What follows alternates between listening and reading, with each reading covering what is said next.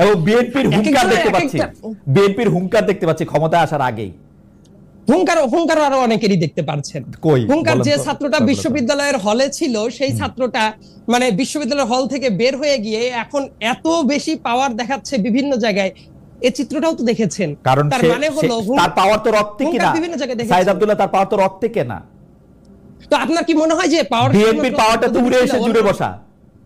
না, absolutely no Khaled ভাই, এটা টোটালি অপোজ করার মতো একটা জায়গা। উড়ে এসে জুড়ে বসা যখন আপনি আচ্ছা ঠিক আছে, আপনি অপোজ করেন, আপনি বিশ্বাস করেন খালেদ ভাই? আপনি এটা বিশ্বাস করেন না? আমার বিশ্বাসের কথা আপনি বাদ দেন, আমার বিশ্বাসের কথা বাদ দেন খালেদ ভাই। আমার বিশ্বাসের কথা বাদ দেন। আমি অত্যন্ত রেসপেক্টফুল আমি বলছি, আপনিই তো বললেন এটা উড়ে এসে জুড়ে বসে। আচ্ছা, এটাকে আমি উদ্ধৃতি চিহ্নের মধ্যে দিলাম যে কেউ কেউ বলতেছে, কেউ কেউ, কিন্তু এনসিপির বা যে ছাত্রের কথা আপনি, ছাত্রছাত্রীর কথা আপনি বলতেছেন, তার যে অধিকারটা আদায়ের জন্য যে সে রক্ত দিছে সেটা আমি চোখে দেখছি। বিএনপিটা আমি কানে শুনছি। এবার বলেন, আপনি কানে শুনেছেন, তার মানে কেন বিএনপির কেউ মারা যায় নাই খালেদ ভাই? মারা গেছে। আপনি যখন বলছেন বিএনপির মারা গেছে, প্রথম যে ছাত্র আমাদের বন্ধুরা যাদেরকে আমরা মারা যেতে দেখেছি আমাদের এই আন্দোলনের অংশে, প্রথম কয়েকজনের নাম বলে তো ওয়াসিম আকরামের নামও চলে আসবে, চট্টগ্রামের। সে বিএনপি উইং এর ছিল, এবং একই সাথে বিএনপির হিউজ নাম্বার একজন মানুষ মারা গেছে, জামাতেরও অনেকে মারা গেছে। সো আপনি যদি বলেন যে ছাত্ররাই শুধুমাত্র রক্ত দিয়ে কেনা, এই ব্যাপারটা আমি এই আন্দোলনের একটা অংশ হিসেবে আমি খুবই তীব্রভাবে দ্বিমত পোষণ করলাম। এই জায়গায় রাজনৈতিক দল থেকে শুরু করে প্রত্যেকেরই খুব বড় রকমের স্টেক আছে। সো তাদের রক্তগুলো আমার মনে হয় যে সবার দেখা উচিত খালেদ ভাই। যদি আমরা না দেখি তাহলে কেউ আমাদের বলতেই পারে। রাজনৈতিক দলগুলো কিন্তু না, সাইদ আব্দুল্লাহ আপনি রাগ করেন না, এবং যারা বিএনপির সমর্থক আছে তারাও রাগ করেন না, কিন্তু আমি জিনিসটারে যেভাবে দেখি সেভাবে আমি বলি যে রাজনৈতিক দলগুলির অংশগ্রহণ ছিল, কিন্তু বিএনপিকেও কিন্তু বারবার বলতে হয়েছে যে এটা একটা রাজনৈতিক আন্দোলন না, যাতে সব মানুষের আন্দোলন এটা হয়। তো এই সব মানুষের আন্দোলনটাকে কারা নেতৃত্ব দিছে? ছাত্র জনতারাই নেতৃত্ব দিছে। এটা ছাত্ররা নেতৃত্ব ছিল, ছাত্রদের সামনে দেখে উৎসাহী হয়ে আরো অনেকে আসছে। আমরাও এটার মধ্যে, আপনি অনেক প্রত্যক্ষভাবে অংশগ্রহণ করেছেন, আমরাও একটু দূরবর্তীভাবে অংশগ্রহণ করছি, কিন্তু উদ্দেশ্যটা ছিল সিস্টেমটা পাল্টানো, যেটা আপনি এটার মধ্যে শুরু করছিলেন। এখন আপনি শুধু আপনার একটা প্রেফারেন্সের জন্য ওই সিস্টেমটার কাছেই আবার আটকে থাকতেছেন কিনা, কখনোই বলছি না আমি কিন্তু কখনোই বলি নাই এক্স্যাক্টলি অ্যাজ ইট ইজ সিস্টেমটা থাকবে, এটা আমি কখনোই মনে করি না। অনেক জায়গায় চেঞ্জ আসার দরকারটা আছে, কিন্তু বর্তমানের সংকটটা কোথায় চলে গেছে খালেদ ভাই? প্রথম কথা, আমি কিন্তু ব্যক্তিগতভাবে যেটা মনে করি, এই আন্দোলনটা, গণ অভ্যুত্থানটা, এটা সবার মানে সবার। এমনকি আপনাদের মতো যারা জার্নালিস্ট আছেন তারাও কি পরিমাণ ত্যাগ স্বীকার করেছেন না। একই সাথে আমি আরেকটা জিনিস বিশ্বাস করি, এই জায়গাটা এসে যাতে এটা ডেডলকে না পরিণত হয়, যে এই যে অনেকেই যে বলে এই সংকটটা, আপনি যে আলোচনাটা টানছেন, এটা প্রেমিসটা কি? এটার জায়গাটা হলো যে সংস্কার নাকি নির্বাচন? খালেদ ভাই, আমি যদি একটা কাউন্টার প্রশ্ন করি, আপনি কি কখনো মনে করেন যে সংস্কারের কোনো নির্দিষ্ট সীমা আছে যে ওই পয়েন্টে যাওয়ার পরে সব সংস্কার শেষ হয়ে যাবে, তারপর দেশটা জান্নাতুল ফেরদৌস চলে যাবে? সাইদ আব্দুল্লাহ, আমি কিন্তু সংস্কার না নির্বাচন এই মুখোমুখি অবস্থানের মধ্যে আমি এটাকে কখনো নিতে চাই না। আমি আপনাকে সরল একটা প্রশ্ন করছি, সেটা হচ্ছে যে আপনি সিস্টেমটার পরিবর্তনটার ব্যাপারে যেভাবে কাঙ্ক্ষিত হচ্ছেন না, এবং এটার মধ্যে থেকে আমি শুধু আপনাকে ভাইবা দেখতে বলতেছি। আপনি বলতেছেন এই আন্দোলন সবার, এই সবার মধ্যে কি আপনি এনসিপিরে বাদ দিতেছেন? বৈষম্য বিরোধী ছাত্র আন্দোলনটা বাদ দিতেছেন?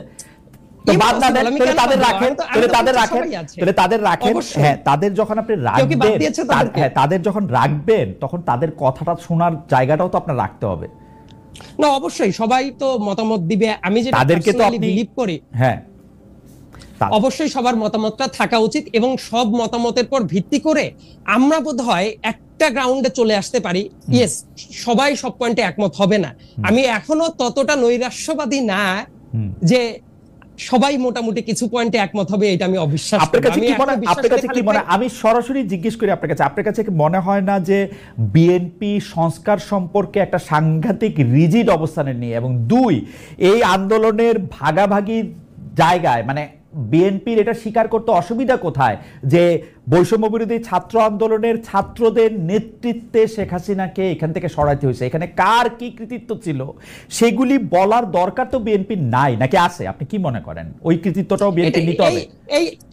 এই কৃতিত্ব আসলে আপনি কি শুধু বিএনপিকেই দেখছেন, আর কেউ সেই কৃতিত্ব দাবি করছে না বিভিন্ন জায়গায়? আমি আর কারো কথা ভাবতেছি না, আমি বিএনপি কেন এই কৃতিত্বটা নেয়ার ভাবার কথা ভাবতেছি, এটা আমি ভাবছি।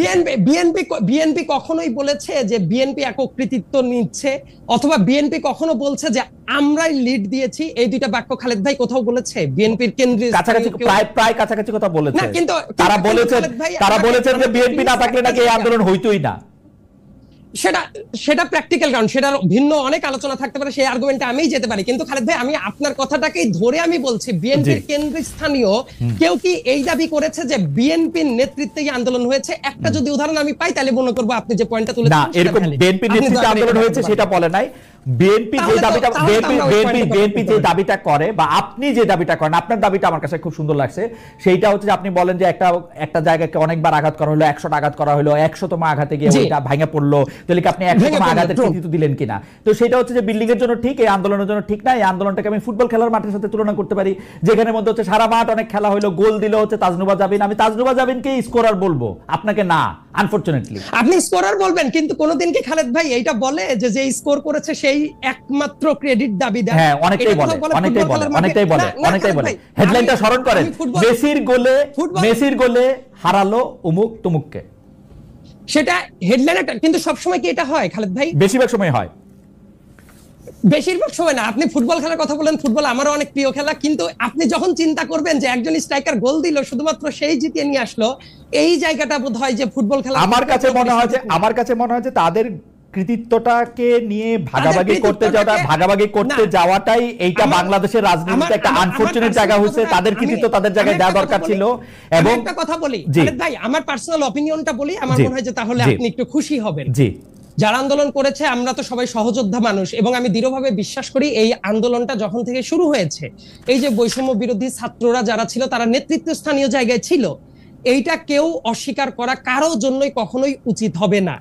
একই সাথে এই পয়েন্টটা এইভাবে আসা উচিত, তাদের আন্দোলনে কোটা সংস্কার আন্দোলনটা শুরু হলো, কোটা সংস্কার আন্দোলন ধীরে ধীরে গণ অভ্যুত্থানের দিকে এগিয়ে গেল, এবং রাজনৈতিক দলগুলো খুবই গুরুত্বপূর্ণ রোল প্লে করেছে।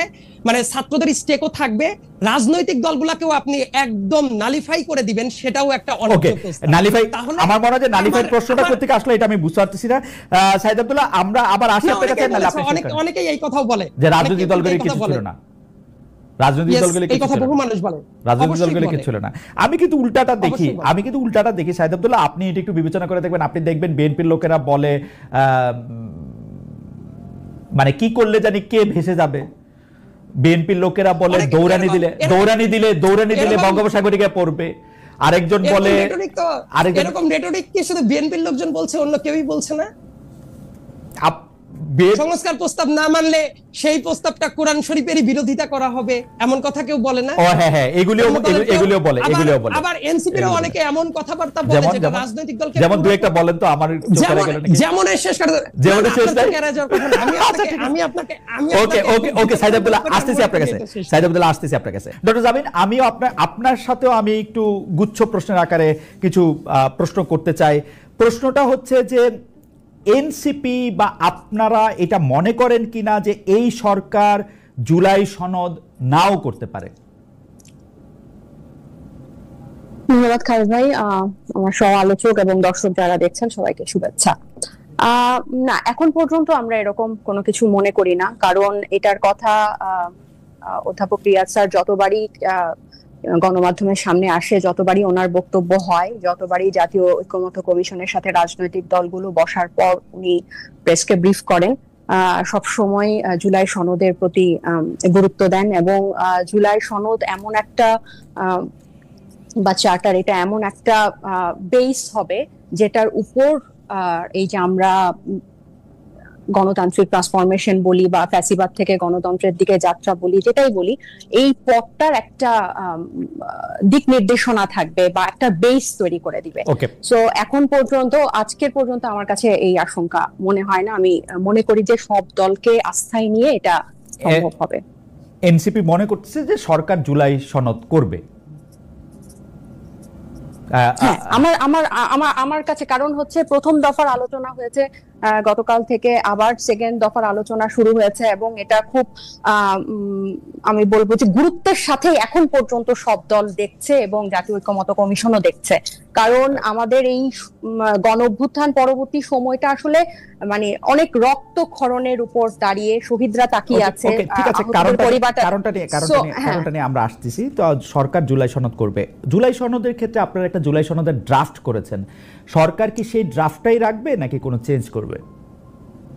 এখন এখানে তো যে মৌলিক সংস্কারের বিষয়গুলো আমরা বলছি প্রত্যেকটা যে যে যে কমিশনের প্রস্তাবের ভিত্তিতে, এবং সেখানে জুলাই ঘোষণাপত্রের কথাও আমরা বলছি, এবং এগুলো সবগুলো কিন্তু আসলে জাতীয় ব্যাপার, মানে এগুলো এনসিপির একক ব্যাপার না।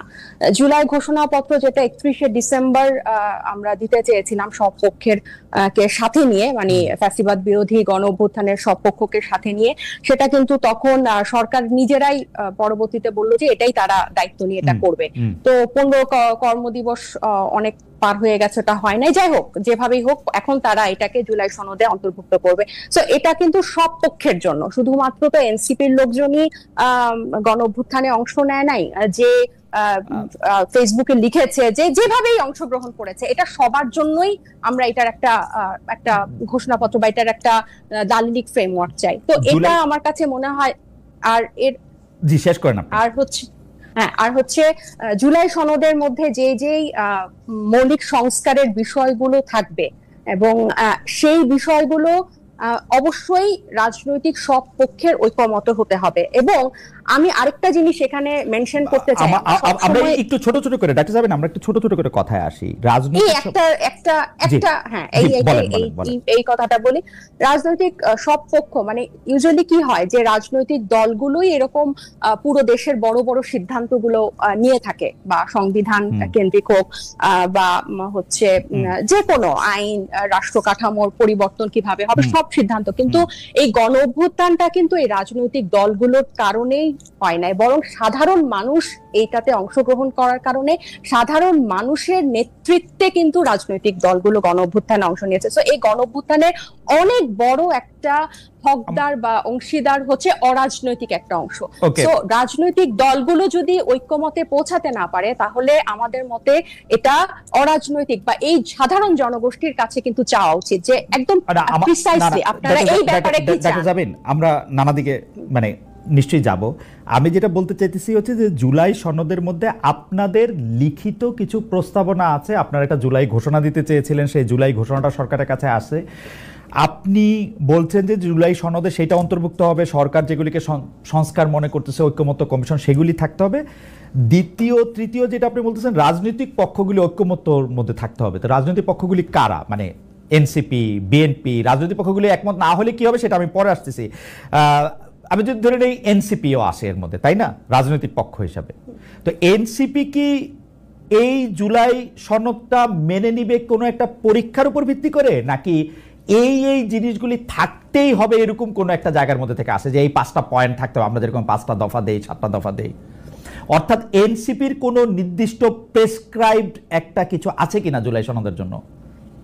এটা তো একদম ওপেনলি আলোচনা হচ্ছে, তাই না? এখন আমরা জাতীয় ঐক্যমত্য থেকে যে যে পয়েন্টের ভিত্তিতে প্রিসাইজ হয়ে গেছে, এখন গত 10 মাসে কিন্তু আলোচনাটা অনেক ন্যারো এবং প্রিসাইজ হয়ে গেছে যে কোন কোন ব্যবস্থা, নির্বাচন ব্যবস্থা, জনপ্রশাসনে, সাংবিধানিক দুদকে বা বিচার বিভাগে এখন কিন্তু প্রিসাইজ হয়ে গেছে। সো এই ব্যবস্থাগুলা হলে ভিত্তিতে জুলাই সনদটা হওয়া উচিত। এবং যেহেতু নির্বাচন, আপনি যেটাকে প্রিসাইজ বলতেছেন, আমি এটাকে প্রিসাইজ দেখতেছি না, এর মধ্যে অনেক আলোচনার জায়গা রয়েছে, অনেক গ্রে এরিয়া আছে। পয়েন্টগুলো প্রিসাইজ, হ্যাঁ না, পয়েন্টগুলো প্রিসাইজ। এখন ধরা যাক এই জুলাই সনদ আপনাদের পছন্দ হলো না, এনসিপির পছন্দ হলো না, সেই ক্ষেত্রে আপনারা কি করবেন? সেটা তো মানে পছন্দ অপছন্দ, এটা আমি বারবার বলছি যে এটা ধরেন মানে আমাদের পছন্দ হয়ে গেল, অন্য কারো পছন্দ হলো না, সেটাও তো ঠিক হবে না। আপনাদের পছন্দটা আগে বলেন, কারণ অন্য কেউ কিন্তু এটা বলে নাই। নাহিদ সাহেব এটা বলেছেন, আপনাদের দলের আহ্বায়ক, যে জুলাই সনদটা হওয়ার পরেই কেবলমাত্র নির্বাচনের ডেট ঘোষণা করা যাবে। তারপরেই কেবলমাত্র নির্বাচন নিয়ে আলোচনা করা যাবে। আপনারা আমি কালকে পুরো আলোচনাটা শুনতেছিলাম, শুধু আপনাদের দলের পক্ষ থেকে এই মতামত দেওয়া হয়েছে যে জুলাই সনদের আগে এই আলোচনাটা করার তারা মানে দেখতেছে না, জুলাই সনদের পরে তারা করবে। তো জুলাই সনদ যদি আপনাদের পছন্দ না হয়, কথাটা ছিল যে জুলাই না এখানে পছন্দ অপছন্দ না খালেদ ভাই, কথাটা ছিল এরকম যে জুলাই সনদটা হওয়ার পর যাতে নির্বাচনের তারিখটা দেয়, তাহলে হবে কি যে সব যদি নির্বাচনের তারিখটা আগে ঘোষণা হয়ে যায় তাহলে সব মনোযোগ বা সবকিছু নির্বাচন কেন্দ্রিক হয়ে যাবে, সংস্কারটা ব্যাহত হবে। আর জুলাই সনদে এনসিপির পছন্দ মতো তো সবকিছু থাকবে না, এখানে সব পক্ষের পছন্দ মতো থাকবে। এটা কিন্তু আমাদের পছন্দ কখন হবে, আমরা যে মতগুলা দিয়েছি ওগুলো যদি সব পক্ষ মেনে নেয় তাহলেই না এই ব্যাপারটা ঠিক হবে। আমি এই জায়গাটায় ডক্টর জাবিন, আমি অ্যাবসলিউটলি এই জায়গাটায় আসতে চাইতেছিলাম। এনসিপি মনে করে তাদের মত সব পক্ষ মেনে নেবে, তাই তো?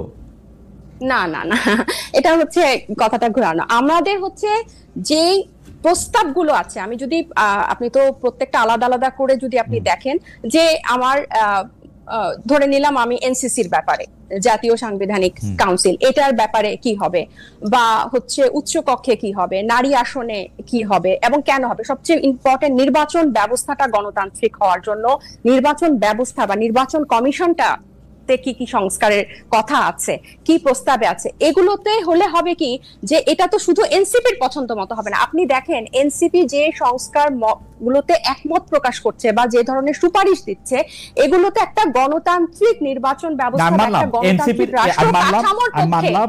এটা তো আপনি প্রধান এমন তো না যে প্রধানমন্ত্রী পরপর নাহিদ ইসলাম পরপর 10 বছর মানে 2 টার্মের বেশি নাহিদ ইসলামের ক্ষেত্রে এটা হবে না।